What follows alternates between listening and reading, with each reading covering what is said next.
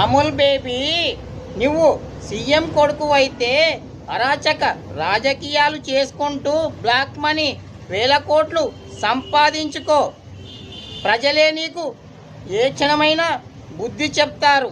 కానీ నువ్వేంట్రా కామ్గా ఉన్న నా లవర్ దగ్గరికి వెళ్ళి నేను సీఎం కొడుకుని నిన్ను రేప్ చేస్తాను, నైట్ మల్లెపూలు పెట్టుకొని ఫామ్ హౌస్కు రమ్మని చెప్పావంట. నేను అంత మంచోని కాదు రోయ్, నా సంగతి నీకు తెలియదు.